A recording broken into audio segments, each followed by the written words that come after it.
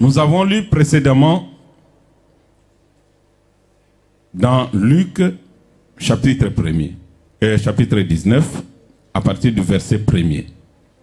On nous parle de l'histoire des Zachée. Zachée était un homme riche. Il était riche et il était de petite taille. Il voulait voir Jésus. Mais en voulant voir Jésus, il y avait la foule qui l'empêchait de voir Jésus. Il y avait aussi sa taille qui l'empêchait de voir Jésus. Il y avait deux choses qui l'empêchaient de voir Jésus. Il y avait aussi sa taille et la foule qui l'empêchait de voir Jésus. Nani Mokozi?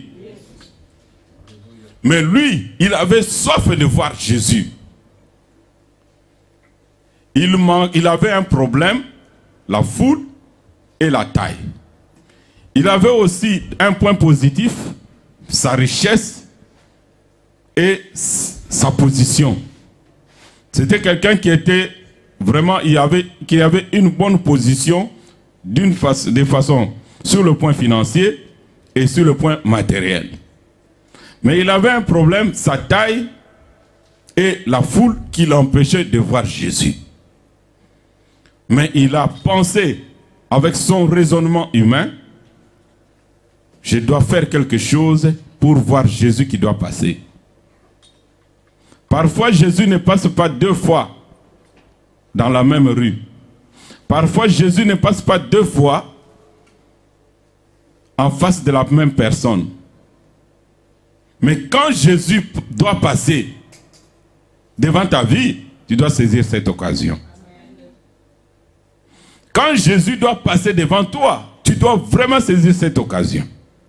Et quand tu viens au culte, tu dois venir comme si c'est l'unique occasion que Dieu me donne d'être en face de lui. Nani Mokozi? Et lui, il a résolu, il a dit non.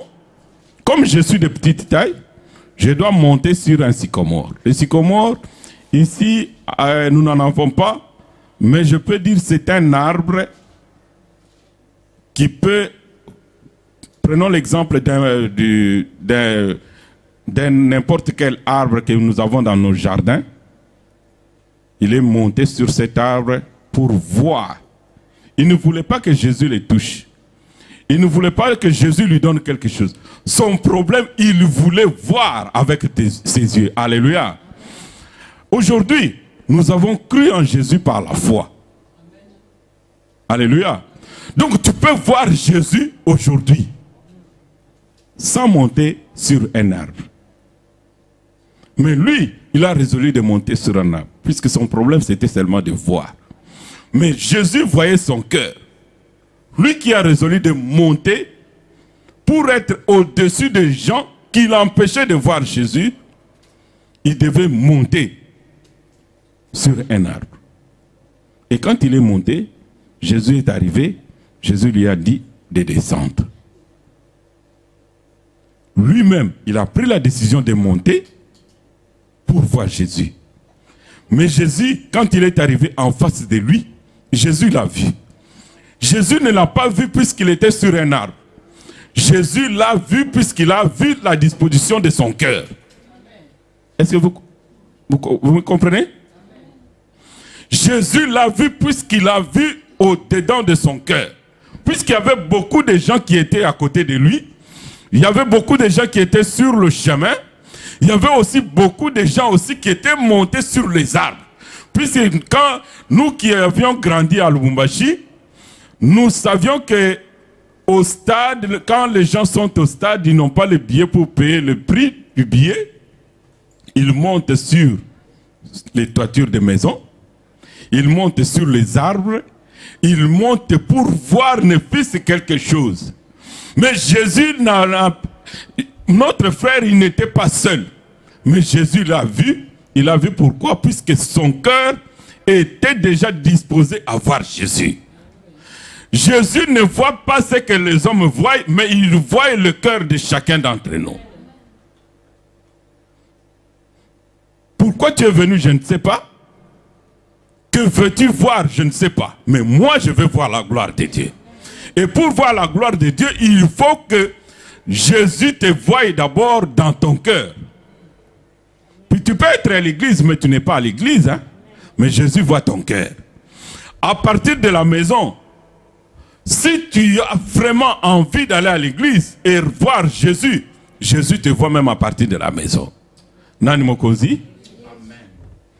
Les assureurs au travail, ils nous disent toujours, si tu as un accident, en quittant chez toi à la maison, pour aller vers le travail, c'est déjà considéré comme un accident de travail. Pourquoi? Puisque ta disposition du cœur et physique, tu t'es levé pour aller au travail. J'espère que Papa Étienne ne va pas me contredire. Alléluia. S'il arrive quelque chose en cours de chemin, c'est considéré comme un accident. C'est comme si tu étais déjà en plein processus du travail. Amen. Hein? Et beaucoup de gens, ils viennent à l'église puisqu'il faut venir. Non, mon frère. Tu dois venir avec une disposition de cœur. Un cœur assoiffé. Un cœur qui dit aujourd'hui c'est mon jour. Il n'y en a pas deux. Et Zachée avait une disposition de cœur disposé à voir Jésus. Avant de voir Jésus avec les yeux, tu dois voir Jésus avec ton cœur. Puisque le cœur a des yeux et le cœur a une bouche. Et Jésus qui a vu son cœur, il lui a dit de descendre. La première chose, tu dois d'abord avoir un cœur disposé. La deuxième chose, tu dois descendre. Jésus lui a dit de descendre. Pourtant, il pouvait le voir là-haut. Pourtant, lui, il a déjà vu Jésus. Il était satisfait. Mais ce n'était pas encore ça. Jésus lui a dit de descendre. Et quand Jésus lui a dit de descendre, la Bible dit, Zachée, hâte-toi de descendre. Ça veut dire quoi? Descends rapidement. Et lui, il est descendu comment? Rapidement. Beaucoup de gens, Jésus les appelle, ils les traînent le pied. Les gens qui ont toujours travaillé ici, la façon dont on travaillait dans d'autres pays et la façon dont on travaille ici, surtout en Flandre. Ta façon de marcher, on trouve vraiment que c'est normal ou c'est pas normal. Jésus, la parole de Dieu s'exécute avec vitesse. Quand Jésus te dit de descendre, tu dois descendre.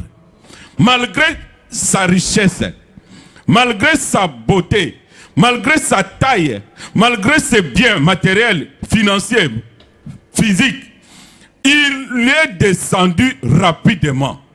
Aujourd'hui, je vais vous dire quelque chose. Nous allons parler de l'humilité dans les dons spirituels. L'humilité, prenez le petit s'il vous plaît. L'humilité dans les dons spirituels. Quand il est descendu, Jésus est entré dans sa maison.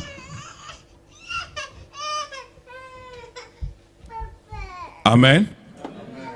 Ne soyez pas distraits. Regardez Jésus, ne regardez pas le petit. J'ai dit, quand il est descendu, Jésus a dit, aujourd'hui, il faut que j'habite dans ta maison. La maison, c'est quoi? C'est ton cœur. Et Jésus a vu Zachée comment? Dans son cœur. Et il lui a dit, descends, il est descendu. Malgré ses richesses, malgré ses biens, malgré ses problèmes de taille, malgré sa renommée, malgré ses fonctions, puisqu'il était quelqu'un qui travaillait dans le service des impôts, il est descendu. Alléluia. Il est descendu pourquoi? Pour que Jésus, il puisse maintenant disposer son cœur, Jésus puisse entrer en lui. Il avait des biens, il avait des richesses, mais il est descendu rapidement.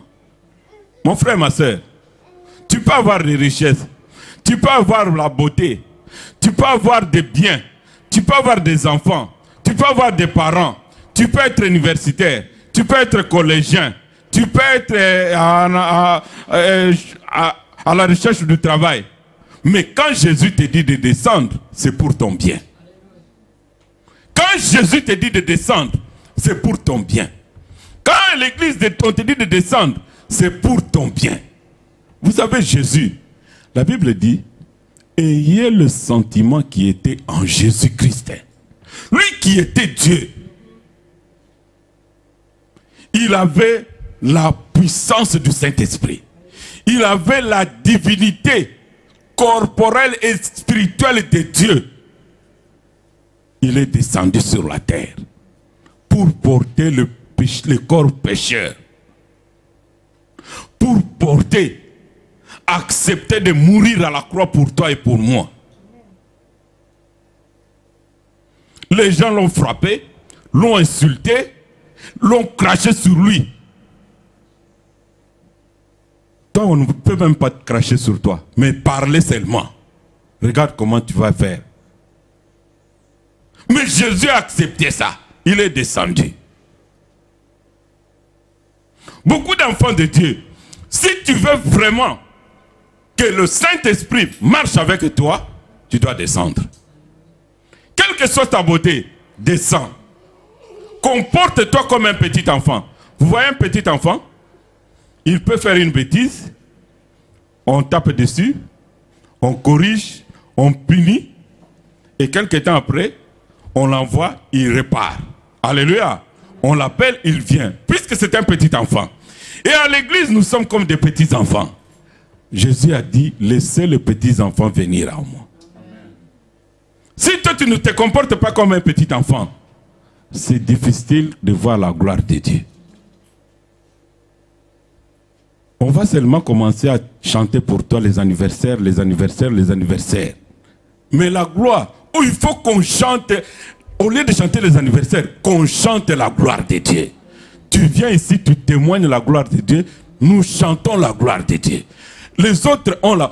Écoutez-moi bien, les gens n'ont pas foi quand c'est ton anniversaire. Les gens ont foi, ils le croient. Puisque les anniversaires, tout le monde a les anniversaires. Même les animaux, ils ont les anniversaires. Même les animaux. J'ai vu quelqu'un qui dit, mon chien ici, ça fait 5, il a déjà 5 ans. Les gens qui ont des voisins qui ont des chiens, demandez l'âge de ces chiens-là, ils vous diront. Même les chiens ont des anniversaires. Donc nous voulons, quand tu viens ici, tu témoignes la gloire de Dieu.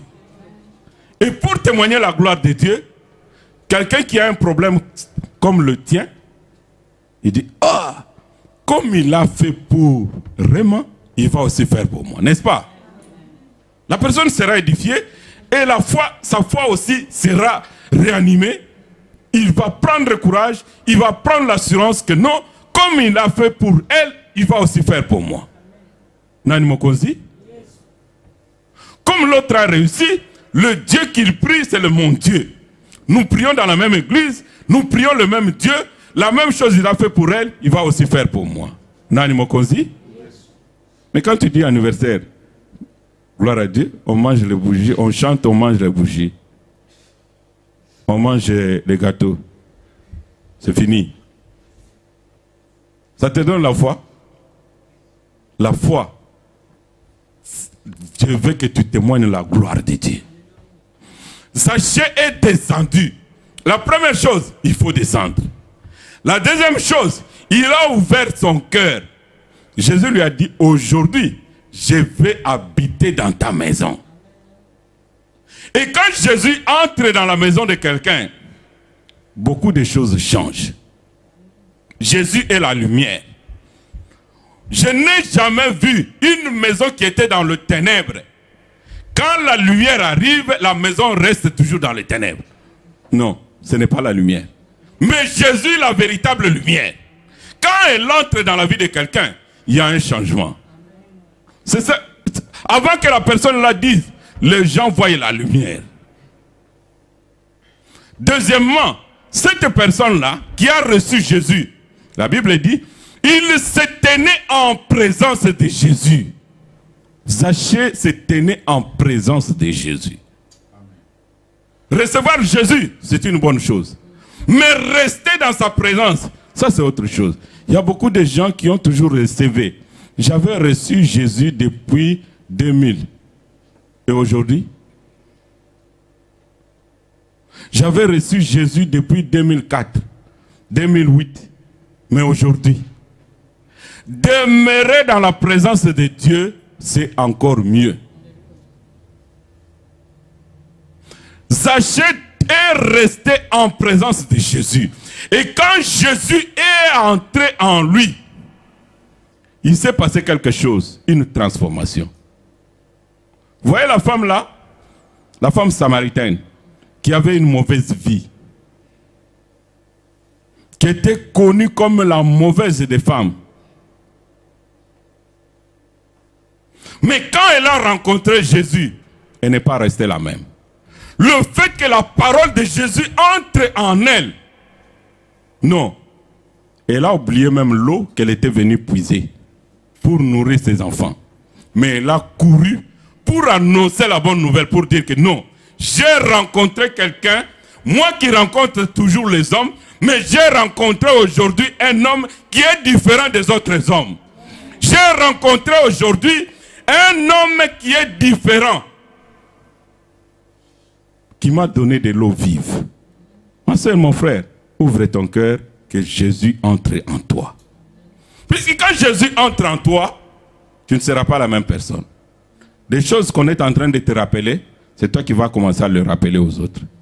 Les choses qu'on est en train de te booster, c'est toi qui vas commencer à booster les autres. Mais tant qu'on te booste encore, il y a quelque chose que tu dois arranger.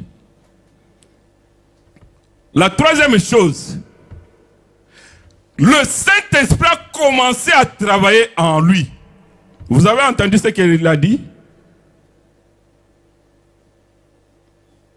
Seigneur, je prends mes biens, je vais donner aux pauvres. C'est Jésus qui lui a demandé de faire? Ce n'est pas Jésus qui lui a demandé de faire. Lui-même, il a compris que non. J'ai reçu un trésor. J'ai reçu Jésus dans ma vie. Il a plus de valeur. Mais quand les autres sont en train de souffrir, je dois faire quelque chose pour eux. Alléluia. Quand Jésus est entré en lui, il dit, je fais du tort aux gens, je veux réparer. Mais toi, tu as Jésus en toi. Vous avez un problème là-bas. Tu as toujours des rancunes. Quand tu viens même à l'église, des murmures, des plaintes et des réactions. Quand nous étions jeunes, il y avait un parti politique qu'on appelait le MPR. Mais maintenant, il y a les MPR dans les églises. Des murmures, des plaintes et des réactions. Quand Jésus est en toi, le Saint-Esprit est en toi, on ne peut pas retrouver le MPR en toi. On ne peut pas retrouver des murmures. La Bible dit, quand on construisait le temple de Jérusalem, on n'entendait pas le bruit des marteaux. Mais s'il y a des murmures, c'est que le Saint-Esprit doit faire un travail. S'il y a des plaintes, c'est le Saint-Esprit qui doit faire un travail. On doit d'abord descendre. Commence d'abord par descendre. Amen. Jésus a dit, je ne vous laisserai pas seul. Vous ne serez pas orphelins. Je m'en vais au Père. J'enverrai les consolateurs. Quand il viendra, les consolateurs,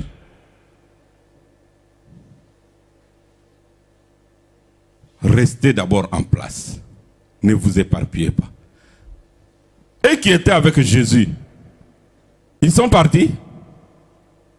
Ou bien ils sont restés en place à Jérusalem? La Bible dit, vous recevrez une puissance. Le Saint-Esprit survenant sur vous, vous serez mes témoins. Alléluia. Mais avant d'aller, d'être les témoins, vous devez d'abord attendre que le Saint-Esprit vienne Et ils sont restés dans la chambre haute en train de prier. Quand on prie ici, si toi tu n'es pas là, je ne sais pas si tu attends le Saint-Esprit dans ta maison. Ils sont restés ensemble dans la chambre haute en train de prier. Attendre d'abord le Saint-Esprit. Mon frère, ma soeur, le Saint-Esprit est en toi. C'est quand le Saint-Esprit arrive qu'on commence à devenir le témoin. Le Saint-Esprit vient en toi quand Jésus entre en toi, dans ton cœur. Il demeure avec toi. Et quand le Saint-Esprit vient, il te donne des dons spirituels. Il peut te donner des dons spirituels de différentes façons, selon son bon vouloir et ta possibilité, ta capacité de le recevoir. Les dons spirituels que tu auras, ça peut t'amener encore plus loin. Ça peut t'amener dans la grandeur. Nous avons lu dans Matthieu chapitre 5, nous sommes la lumière. La lumière, c'est pour chasser le ténèbre. Dans Matthieu 5, on nous a dit encore, nous sommes une ville bâtie sur une montagne. Et la ville qui est sur la montagne, elle est vue de beaucoup de gens. En réalité, quand on est assis sur la montagne, beaucoup de gens voient. Et la Bible précise, on doit voir nos bonnes œuvres. Avec les dons spirituels, tu vas rester au sommet. C'est les dons spirituels qui peuvent t'amener au sommet, qui peuvent t'amener en hauteur. Les dons spirituels que tu as, ça peut t'amener en hauteur, ça peut t'amener même à la royauté. Joseph, c'était un garçon qui était très beau, très intelligent, très aimé de son père, très aimé de son patron, très aimé même en prison. Mais ce qui a fait qu'il puisse quitter la prison jusqu'à la royauté, ce n'était pas sa beauté, c'était les dons spirituels qu'il était en train d'exercer. Ce n'était pas sa beauté, c'est les dons que le Saint-Esprit a mis en lui. Pourquoi? Puisqu'il avait d'abord accepté que Dieu puisse faire de lui, il a fait de Dieu sa demeure.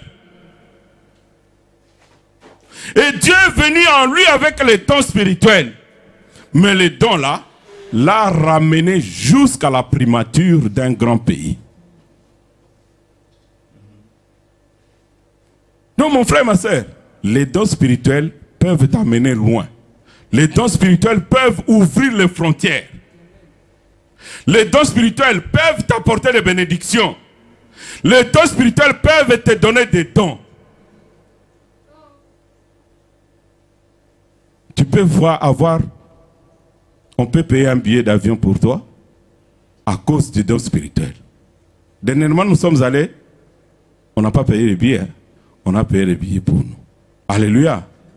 Dernièrement, il y a notre frère qui habite en Flandre orientale. Je n'ai même pas demandé, mais j'arrive, il me dit, oh pasteur, j'ai une paire de chaussures pour toi. Elle est ici. C'est notre frère qui habite vers le Flandre oriental là-bas. Alléluia. À cause des dons spirituels, les frontières peuvent s'ouvrir. À cause des dons spirituels, tu peux être béni et tu vas aussi bénir les autres.